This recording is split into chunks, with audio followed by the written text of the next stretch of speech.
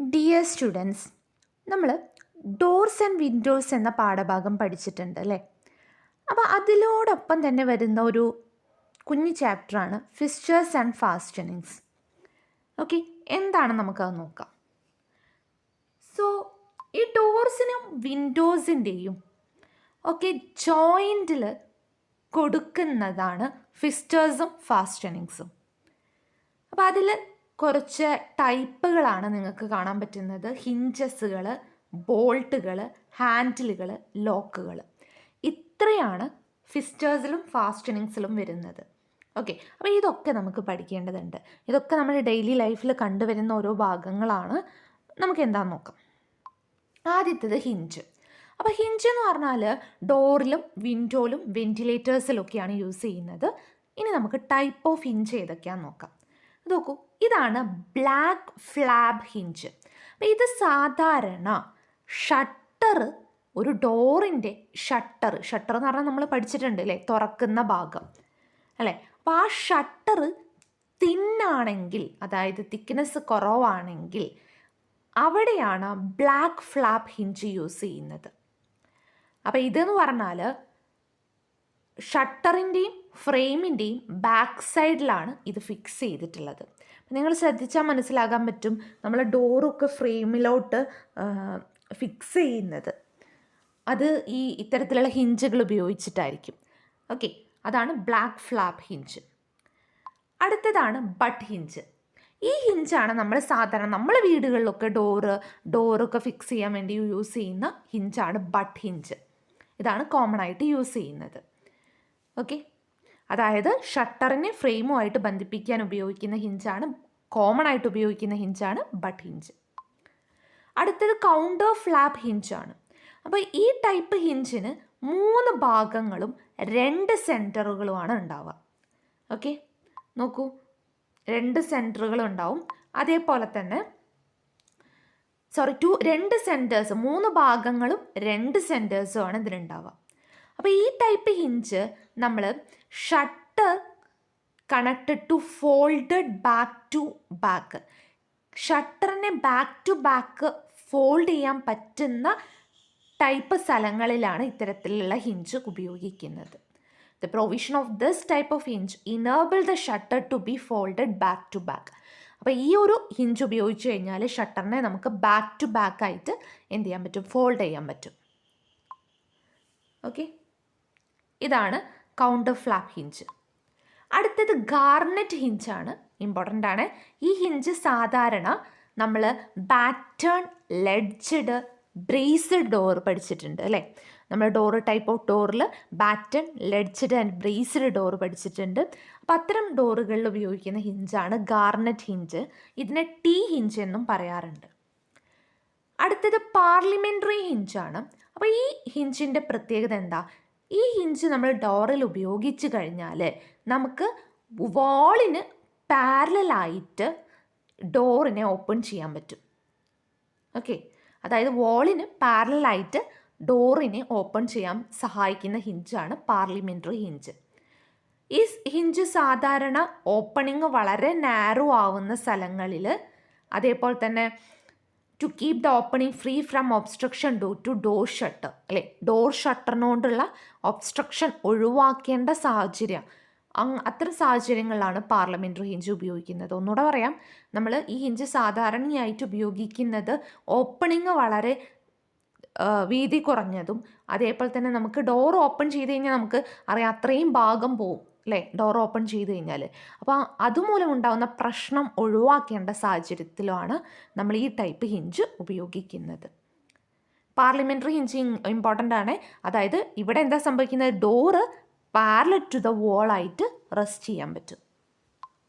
അടുത്തത് പിൻ ഹിഞ്ചാണ്. ഇത് ഷട്ടർ കുറച്ചുകൂടെ ഹെവി ആവുകയാണെങ്കിൽ, അതായത് കുറച്ചുകൂടെ കനമുള്ള ഷട്ടർ ആണെങ്കിൽ അത്തരം സ്ഥലങ്ങളിലാണ് പിൻ ഹിഞ്ച് ഉപയോഗിക്കുന്നത്. ഓക്കെ, അടുത്തത് സ്ട്രാപ്പ് ഹിഞ്ചാണ്. അപ്പോൾ സ്ട്രാപ്പ് ഹിഞ്ച് എന്ന് പറഞ്ഞാൽ ഇതേപോലെ തന്നെ ലെഡ്ജഡ്, ബ്രേസ്ഡ് ഡോറിലാണ്, അതായത് നമ്മളെ ഗ്യാരേജുകൾ, അതേപോലെ തന്നെ സ്റ്റേബിൾസ് ഗേറ്റ്, അത്തരം സ്ഥലങ്ങളിലൊക്കെയാണ് സ്ട്രാപ്പ് ഹിഞ്ച് ഉപയോഗിക്കുന്നത്. അപ്പോൾ ഇതാണ് പിൻ ഹിഞ്ച്. നമ്മൾ പറഞ്ഞു പിൻ ഹിഞ്ച് പറഞ്ഞാൽ കുറച്ചുകൂടെ വെയിറ്റ് കൂടിയ ഷട്ടർ വെയിറ്റ് കൂടിയ സ്ഥലങ്ങളിലാണ് പിൻ ഹിഞ്ച് ഉപയോഗിക്കുക. അടുത്ത സ്ട്രാപ്പ് ഹിഞ്ച് പറഞ്ഞു, നമ്മുടെ ഗ്യാരേജുകൾ അവിടെയൊക്കെയാണ് നമ്മൾ സ്ട്രാപ്പ് ഹിഞ്ച് ഉപയോഗിക്കുക, അതായത് ലെഡ്ജ്ഡ് ആൻഡ് ബ്രേസ്ഡ് ഡോറിൽ. അടുത്തത് സ്പ്രിംഗ് ഹിഞ്ചാണ്. അപ്പോൾ ഇതുവരെ നമ്മൾ പഠിച്ചിട്ടുള്ളത് ഒക്കെ എന്താണ്, സിംഗിൾ ആക്ടിങ് ഹിഞ്ചാണ്. പക്ഷേ ഈ സ്പ്രിംഗ് ഹിഞ്ച് എന്ന് പറഞ്ഞാൽ ഡബിൾ ആക്ടിങ് ഹിഞ്ചാണ്.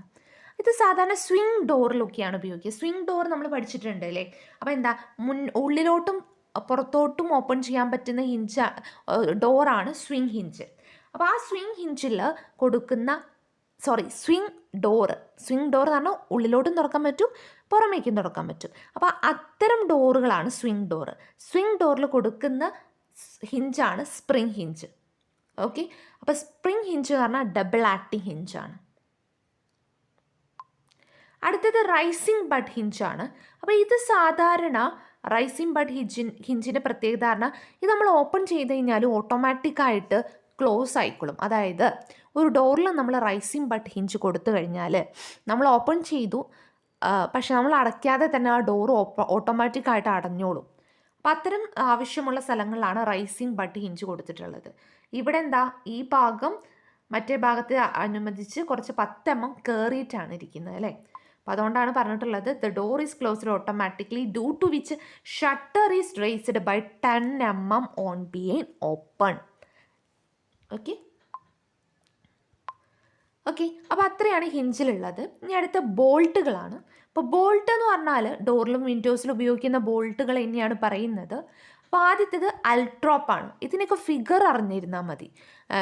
നേരത്തെ പഠിച്ച ഹിഞ്ചിൻ്റെയൊക്കെ ഡെഫിനിഷൻ കാര്യങ്ങളൊക്കെ ഒന്ന് നിർബന്ധമായിട്ടും അറിഞ്ഞിരിക്കണം. പക്ഷേ ഇതിനൊക്കെ ഇനി പറയാൻ പോകുന്ന ബോൾട്ടിൻ്റെയൊക്കെ ഫിഗർ അറിഞ്ഞിരുന്നാൽ മതി. അപ്പോൾ ഇതാണ് അൾട്രോപ്പ്, നമ്മളെല്ലാം കാണുന്ന ഡോറിൻ്റെ പുറമേ നമ്മൾ കൊടുക്കുന്നതാണ് അൾട്രോപ്പ്.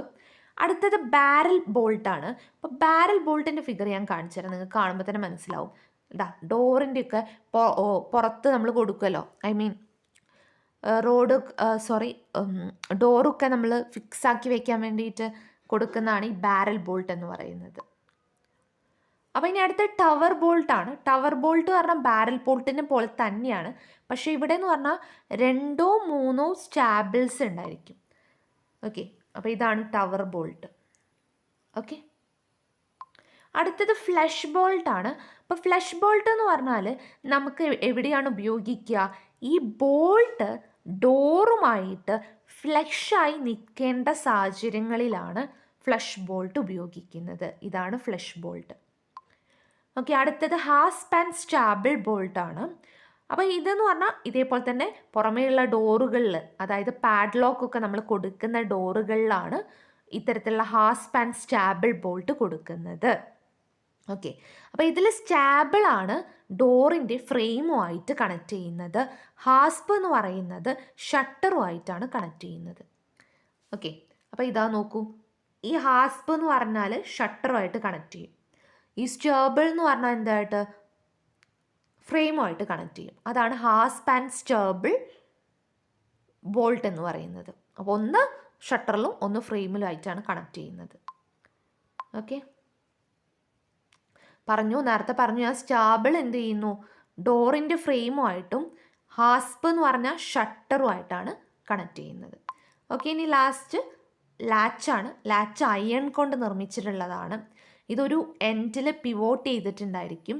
ഓക്കെ, അപ്പോൾ ഇതെന്ന് പറഞ്ഞാൽ ഹാസ്പ് ആൻഡ് സ്റ്റാബിൾ അറേഞ്ച്മെൻറ്റിനെ കുറച്ചുകൂടെ സെക്യൂർ ആക്കാൻ വേണ്ടിയിട്ടാണ് ലാച്ചുകൾ നമ്മൾ ഉപയോഗിക്കുന്നത്. കണ്ടോ, ഇപ്പോഴത്തെ ഡോറുകൾക്കൊക്കെ ലാച്ചുകൾ പ്രൊവൈഡ് ചെയ്തിട്ടുണ്ടായിരിക്കും. ഓക്കെ, അടുത്തത് ലോക്കാണ് നമ്മൾ പറയാൻ പോകുന്നത്. അതിൽ ആദ്യത്തേത് ഹുക്സ് ആൻഡ് ഐ ആണ്. ഇത് നമ്മൾ എപ്പോഴും കാണുന്നതാണ് അല്ലേ, വിൻഡോസൊക്കെ നമ്മൾ ഫിക്സ് ചെയ്യാൻ വേണ്ടിയിട്ടാണ് ഹുക്സ് ആൻഡ് ഐ എന്ന ലോക്ക് ഉപയോഗിക്കുന്നത്. അടുത്തത് കബോർഡ് ലോക്കാണ്. ഇത് ഡോറ്, അതായത് കുറച്ചുകൂടെ ഇമ്പോർട്ടൻസ് ഇല്ലാത്ത ഡോറൊക്കെ സെക്യൂർ ഇക്കാൻ വേണ്ടിയിട്ടാണ് കബോർഡ് ലോക്ക് യൂസ് ചെയ്യുന്നത്. അടുത്തത് മോർട്ടൈസ് ലോക്കാണ്. ഇതെന്ന് പറഞ്ഞാൽ ഡോറിൻ്റെ എഡ്ജിൽ മോർട്ടൈസ് ഫോം ചെയ്തിട്ട് ഫിക്സ് ചെയ്യുന്നതാണ് മോർട്ടൈസ് ലോക്ക് എന്ന് പറയുന്നത്. അപ്പോൾ കുറച്ചുകൂടെ സെക്യൂരിറ്റി ഉണ്ട്, മറ്റേതിനെ സംബന്ധിച്ച് നോക്കുകയാണെങ്കിൽ കുറച്ചുകൂടെ സെക്യൂരിറ്റീസ് ഉണ്ട്. അടുത്തത് പെഗ് സ്റ്റേ ആണ്. ഇത് സാധാരണ സ്റ്റീലിൻ്റെ വിൻഡോസിലൊക്കെയാണ് പെഗ് സ്റ്റേ കൊടുക്കുന്നത്. ഇതാണ് കേട്ടോ പെഗ് സ്റ്റേ. ഓക്കെ, അടുത്ത പാഡ്ലോക്ക്. മുന്നേ ഞാൻ പറഞ്ഞിട്ടുണ്ടായിരുന്നു പാഡ്ലോക്ക് എന്ന വേർഡ്. അതായത് നമുക്ക് ഫിഗർ കാണുമ്പോൾ മനസ്സിലാവും, ഇതാണ് പാഡ്ലോക്ക്. നമ്മൾ കീ ഒക്കെ ഉപയോഗിച്ച് തുറക്കണമെങ്കിൽ ഈ പാഡ്ലോക്ക് ഉണ്ടാവും അല്ലേ. അടുത്തത് റിം ലോക്കാണ്. തിന്നായിട്ടുള്ള ഡോറുകളിലാണ് റിം ലോക്ക് കൊടുക്കുന്നത്. ഓക്കെ, അപ്പോൾ ഇത്രയാണ് ഫാസ്റ്റനിങ്സ് ആൻഡ് ഫിസ്റ്റേഴ്സിലുള്ളത്. Okay, thank U.